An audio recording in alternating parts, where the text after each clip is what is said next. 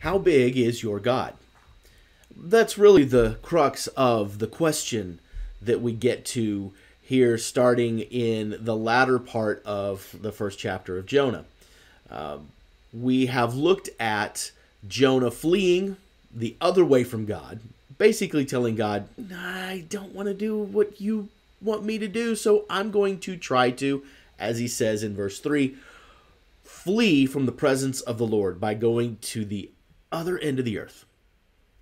Not really sure that that works. Matter of fact, spoiler alert, we're about to find out that it doesn't work. They come across a huge storm in the Mediterranean, and bam, the captain comes down and says, wake up and call to your God, lowercase g, God. And perhaps that God, that lowercase g, God, will give us a thought, and we might not perish. So here we are in verse 7.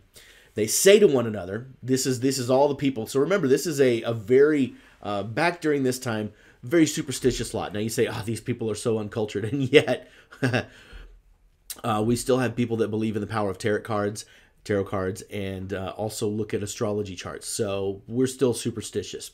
Verse 7, they say to one another, the people on the ship, let's cast lots that we may know on whose account this evil has come upon us. They cast lots, and the lot falls on Jonah. And so they say to him, tell us on whose account this evil has come upon us. What's your occupation? Where do you come from? What's your country? And of what people are you? In other words, what's going on? Give us the skinny. Why is this God so angry? Again, little g. They're still looking at this as a lowercase g. Here's where it gets different. And this is where the question of how big is your God comes in. And he said to them, I am a Hebrew, and I fear the Lord. That is a capital G. The God of heaven, who made the sea and the dry land. Now, this is a huge statement and is very different from what these guys were used to. We talked about this a little bit yesterday, that the culture back then was very similar to Greek culture, meaning that there were lots of little gods that had different responsibilities. And here, Jonah says that I fear the Lord, the God of heaven, who made the sea and the dry land. So he's got the sky, the sea, and the land. Normally in pagan culture, that would be at least 3 different gods, if not more. Jonah's saying, my God, it's all of them. Because he's also, whether you realize it or not, your God. So here's the response from the guys in verse 10. And then the men were exceedingly afraid and said to him, what is this that you have done? For the men knew that he was fleeing from the presence of the Lord, because he had told them. And then they said, what shall we do to you, that the sea may quiet down for us? For the sea grew more and more tempestuous. He said to them, pick me up and hurl me into the sea, and then the sea will quiet down for you, for I know it is because of me that this great tempest has come upon you. Nevertheless, this is a nobility for these guys. Nevertheless, the men rowed hard to get back to dry land, but they could not, for the sea grew more and more tempestuous against them. Therefore, they called out to the Lord, O Lord. So suddenly these guys have become believers in God because they're desperate. They're, they say nothing gets a person religion than being in a foxhole. O Lord, let us not perish for this man's life, and lay not on us innocent blood. For you, O Lord, have done as it pleased you. So they picked up Jonah and hurled him into the sea, and the sea ceased from his raging.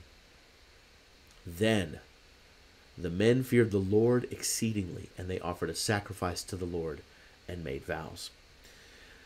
So how big is your God? Apparently these guys discovered that God, Yahweh, the Lord of the Hebrews, is the God, the biggest God. That these little g gods that they prayed to had no power. It reminds me of the story of Elijah, in the prophets of Baal, and how thousands of prophets prayed for this false god Baal to do something, and all God did was ignore it. And then when Elijah prayed a simple prayer, it consumed everything at the altar. This is Jonah, and this is why it's really ironic to me that in verse 3 it says that Jonah tried to leave and escape the presence of the Lord.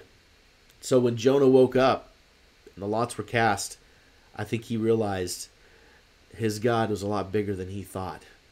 And his God has no limits. That's a good thought for us as well. Our God has no limits. Our God I promise you, is far bigger than we think. Okay, we'll pick up Jonah some more next week.